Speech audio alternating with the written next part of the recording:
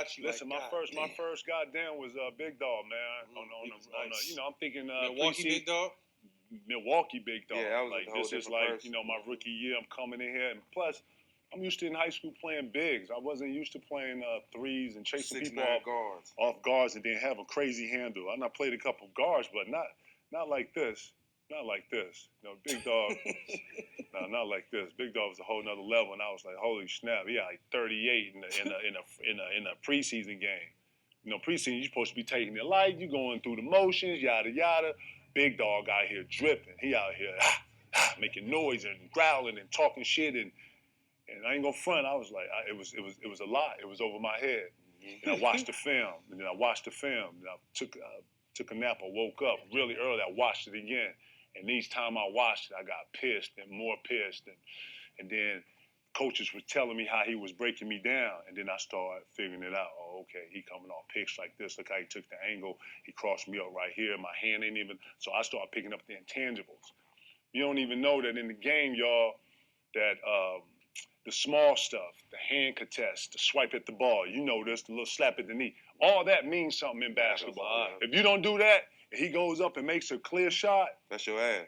He can make that. If you put your hand up, it changes the whole dynamic of that.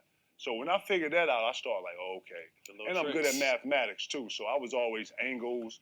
When I would attack somebody, I would attack somebody shoulder to shoulder because I knew they had the move, and then I would spin back for a left or a comeback.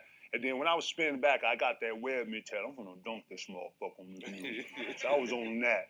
Like, man, like, and then as I started getting better, I started seeing like the competition falling off. And that put your chest down more. I started eating that alive. I started getting off on that. Like I would face guys and then look them in the face and like, look at me. And I would have guys like, you know, Tony and Antoine Jameson I used to love, and him and Chris Bosh would never look at me on the face up. Look at me, nigga. No, they would look at me, nigga, on the face up, knowing I got the whole clock in my head. And I would swing it, and I always knew I had that, so I used to always play to that. But you know, this game is about being dominating, and if you're not the one stepping on somebody, then you're the one being stepped on. And I hate to put it like that, but that's what it was. And if you didn't come with your best, then you got embarrassed. Straight like that. I can't forget Antoine Walker. He in there. Cybertron was a motherfucker. Yeah, he was a super monster. He was the first that had the candy with the big fella who had all the handles and all trickiness and the floaters and the 3-ball and the knock knees. Cybertron was a motherfucking headache. Yeah, straight up. Then Zach Randolph and all these other little guys start coming into the game.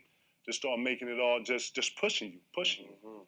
League was dope, man. I enjoyed my time in the league. I can't speak for everybody else, but my shit was magical, y'all. That's what's up. Never a dull moment. I remember. Kevin Garnett is probably the first player that I watched their entire career. The first time I heard about Kevin Garnett, he was transferring to Farragut High School in Chicago. He was coming from South Carolina. And that's when I first started watching like high school basketball. I was maybe in the 9th grade, maybe in middle school. And I watched him at Farragut, watched his whole career in the NBA. So he was probably the very first person where I seen their entire career. I watched a lot of basketball before that, but this was the first time I seen somebody's entire career was Kevin Garnett. And he was a very entertaining person to watch, very passionate about the game. And it was my pleasure being able to follow him throughout his career. He had a great one.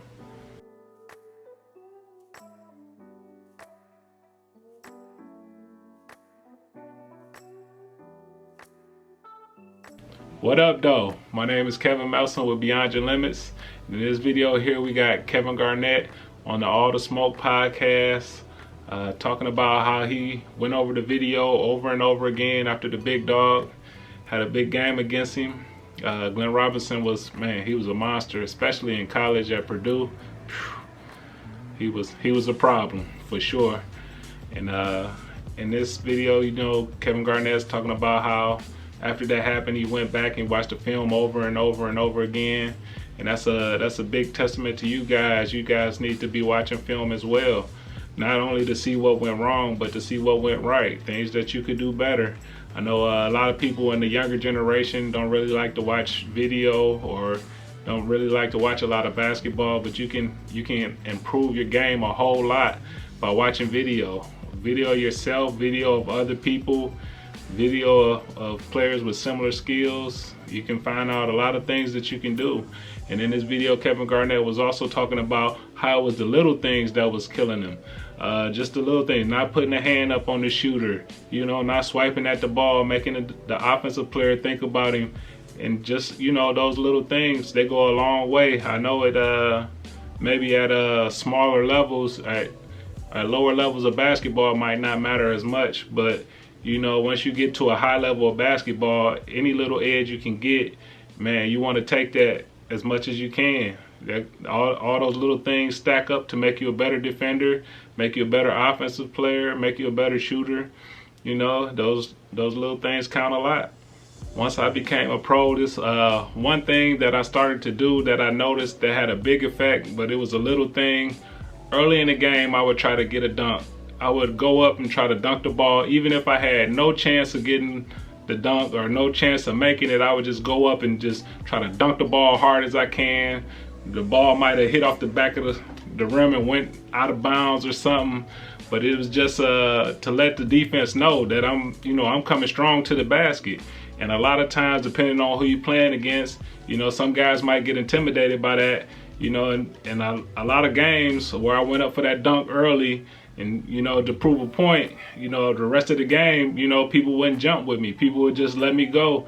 And so that was a big thing for me, being able to score a lot easier, just letting people know that off the jump that I was coming to break your hand off in the rim if you were trying to block my shot. So that was a big thing for me. It's just a little thing, but I'm sure it helped me. It made scoring a lot easier around the basket. When guys are timid about trying to block your shot and those things, it's a lot easier to put it in the basket. Another thing Kevin Garnett was talking about in this video was competition, how the competition made him better. When he was coming in the league, he was used to dominating everybody. But, you know, he seen Big Dog, and he was talking about Antoine Walker and all of these guys, and just wanted to dominate them. That drove him to be the best. And you can't be the best unless you're playing against the best. So you want to always get with, you know, the best competition that you can. Competition will push you up to the next level. You know, they say iron sharpens iron. So if you're playing with a bunch of bums all the time, you know, once you come up against somebody with some real skill level, it's going to be tough for you. You need to play against the best competition that you can, as much as you can, because when you come up against tough competition, you'll be used to it. You'll be used to playing at that speed and at that level. And that's something that hindered me a little bit in my career as well. Is just when we would play lower competition, you know, I'd be like, I wouldn't have a lot of motivation. But when we played against a team that was supposed to be good, or I was going up against a player that was supposed to be good, I would raise my level. Instead of playing like that all the time, when we played against lower competition, I kind of didn't give it my all, because it was too easy. I wanted a challenge. All right, so watch the video, make those small adjustments. What small adjustments can you make in your game? Those small adjustments can go a long way in making you a much better basketball player. One small adjustment you can make is clicking that link in the bio or the link in the description, and get our free course teaching you how to read the defense and how to attack the basket. That'll help you a lot in your basketball career. And I'll see you guys in the next video. I'm out.